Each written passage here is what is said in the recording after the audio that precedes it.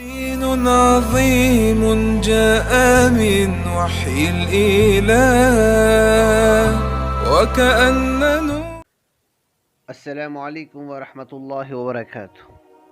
اعوذ باللہ من الشیطان الرجیم، بسم اللہ الرحمن الرحیم، الحمد للہ رب العالمین والصلاة والسلام علی رسول اللہ وعلی آلہ وصحبہ اجمعین۔ رب اشرح لی صدری ویسر لی امری واحلل عقدۃ من لسانی یفقہوا قولی۔ آج انشاءاللہ ہم سورہ فاتحہ کی آیت نمبر 6 سے سٹارٹ کرتے ہیں۔ اہدنا الصراط المستقیم، ہمیں سیدھے راستے پر چلا۔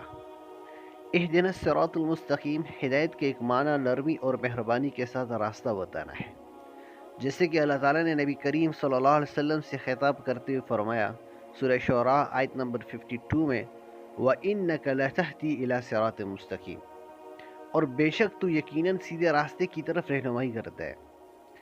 یہ ہدایت اللہ تعالیٰ، اس کے رسول اور دوسرے لوگ سبھی کر سکتے ہیں۔ جیسا کہ نبی کریم صلی اللہ علیہ وسلم نے ساری زندگی دعوت و تبلیغ کا کام کیا، تو امت کا بھی یہ حق بنتا ہے کہ وہ بھی دعوت و تبلیغ کا کام کرے، دوسرے لوگوں کو ہدایت کی طرف رہنمائی کرے، ہدایت کی طرف بلائے۔ ہدایت کا دوسرا معنی راستے پر چلنے کی توفیق دینا ہے۔ یہ صرف اللہ تعالیٰ کے اختیار میں ہے، جیسے کہ اللہ تعالیٰ نے اپنے رسول صلی اللہ علیہ وسلم کو مخاطب کر کے فرمایا، اِنَّكَ لَا تَهْدِي مَنْ أَحْبَبْتَ وَلَكِنَّ اللَّهَ يَهْدِي مَن يَشَاءُ، بے شک تو ہدایت نہیں دیتا جسے تو دوست رکھے۔ یعنی اللہ رب العزت رسول اللہ صلی اللہ علیہ وسلم سے فرماتے ہیں کہ جسے یا رسول اللہ صلی اللہ علیہ وسلم آپ دوست رکھیں تو آپ اسے ہدایت نہیں دے سکتے جب تک کہ اللہ ہدایت نہ دے، کیونکہ ہدایت دینا تو اللہ کے اختیار میں ہے، جسے چاہے عطا کر دے۔ پچھلی آیت میں ایاک نستعین سے سوال پیدا ہوتا تھا کہ کیا مدد چاہتے ہو؟ اللہ تعالیٰ نے جواب یہ سکھایا کہ کہو پروردگار، ہمیں زندگی کے ہر لمحے میں اور اپنے ہر کام میں تیری ہدایت کی ضرورت ہے، کیونکہ اگر تو نہ بتائے تو ہم ظلم و جہول کسی چیز کے متعلق جان ہی نہیں سکتے۔ اس میں صحیح راستہ کیا ہے؟ اگر جان بھی لے تو اپنے نفس کی کمزوریوں، شہوت، غضب، حسد، طمع اور بخل اور کبر وغیرہ کی وجہ سے، اور شیطان اور دوسرے دشمنوں کی وجہ سے اس صحیح راستے پر چلنا اور قائم رہنا یہ اللہ تیری توفیق کے بغیر ممکن نہیں ہے۔ اس لیے ہماری درخواست ہے، ہماری ریکویسٹ ہے کہ ہر کام اور ہر لمحے میں ہمیں سیدھے راستے کو جاننے اور اس پر چلنے کی توفیق عطا فرما۔ بعض لوگ یہاں ایک سوال ذکر کرتے ہیں کہ کیا جب ہم پہلے ہی ہدایت پر ہیں تو پھر ہدایت کی درخواست کا کیا مطلب ہے؟ یعنی ہم تو پہلے سے ہی ہدایت یافتہ ہیں، تو پھر اس کا سوال کیوں اللہ سے کرنا؟ اس کا جواب وہ یہ دیتے ہیں، وہ خود ہی پھر اس کا جواب دیتے ہیں، مقصد یہ کہ ہمیں ہدایت پر قائم رکھ۔ یہ مطلب بھی درست ہے، مگر آپ خود سوچ لیں کہ انسان کو ہر لمحے کسی نہ کسی کام کے متعلق فیصلہ کرنا ہوتا ہے کہ مجھے اس میں کیا تدابیر اختیار کرنی چاہیے۔ تھوڑی سی لغزش اسے بہت دور پہنچا سکتی ہے اس کام سے۔ اس لیے یہ کہنا کہ ہم ہر وقت اور ہر کام میں ہدایت پر ہیں بہت بڑی دلیری کی بات ہے، جبکہ انسان کی عقل ناقص ہے، وہ یہ کبھی نہیں کہہ سکتا، نہ اسے یہ کہنا چاہیے۔ اس لیے یہ حقیقت تسلیم کرتے ہوئے کہ اللہ تعالیٰ کے ہدایت کے بغیر ہم کسی بھی قدم پر گمراہی کا شکار ہو سکتے ہیں۔ یعنی اگر اللہ کی مدد ہمارے ساتھ نہ ہو تو ہم قدم قدم پر گمراہی کا شکار ہو سکتے ہیں۔ اس لیے ہر وقت اللہ تعالیٰ سے ہدایت مانگتے رہنا لازم ہے۔ یہاں پہ صراط المستقیم سے مراد دین اسلام ہے، کیونکہ اللہ تعالیٰ تک اور جنت تک پہنچنے والا یہی واضح اور صاف اور سیدھا راستہ ہے۔ جب تک آپ صراط مستقیم پہ نہیں ہوگے تو آپ جنت کو کیسے پہنچیں گے؟ آپ اللہ کا قرب کیسے حاصل کریں گے؟ اللہ کا قرب اور جنت کا راستہ تو صراط مستقیم میں چھپا ہوا ہے۔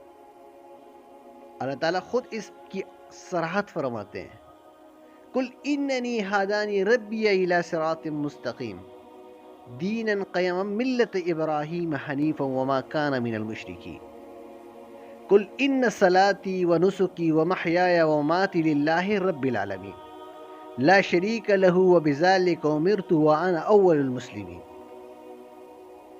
یہ سورہ انعام کی آیت نمبر 161 سے 163 تک ہے. کہہ دے کہ بے شک مجھے تو میرے رب نے سیدھے راستے کی طرف رہنمائی کر دی. جو مضبوط دین ہے، ابراہیم کی ملت، جو ایک ہی طرف کا تھا اور مشرکوں میں سے نہ تھا.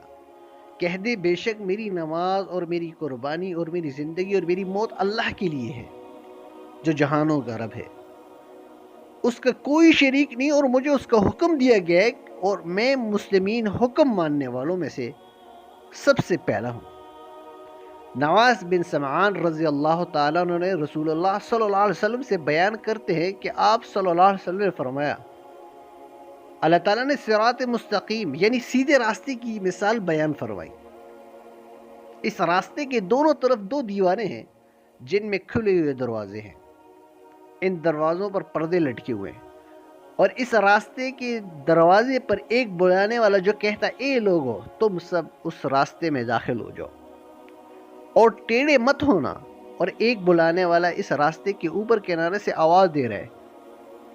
جب کوئی انسان ان دروازوں میں سے کسی کو کھولنا چاہتا ہے تو وہ کہتے افسوس تجھ پر، اسے مت کھول، کیونکہ اگر تو اسے کھولے گا تو اس میں داخل ہو جائے گا. سو صراطہ وہ راستہ اسلام ہے، اور وہ دونوں دیواریں اللہ تعالیٰ کی حدود ہے، اور کھلے دروازے اللہ تعالیٰ کی حرام کردہ چیزیں ہیں، اور راستے کے شروع میں بلانے والی چیز اللہ کی کتاب ہے، اور راستے کے اوپر کنارے والا اللہ تعالیٰ کا نصیحت کرنے والا ہے جو ہر مسلم کے دل میں ہے. معلوم ہوا صراط المستقیم اسلام ہے جو ہمارے پاس کتاب و سنت کی صورت میں موجود ہے. اس لیے جب کوئی کتاب و سنت سے ہٹ کر کسی شخصیت یا کسی گروہ کے پیچھے لگتا ہے تو وہ صراط المستقیم سے ہٹ جاتا ہے.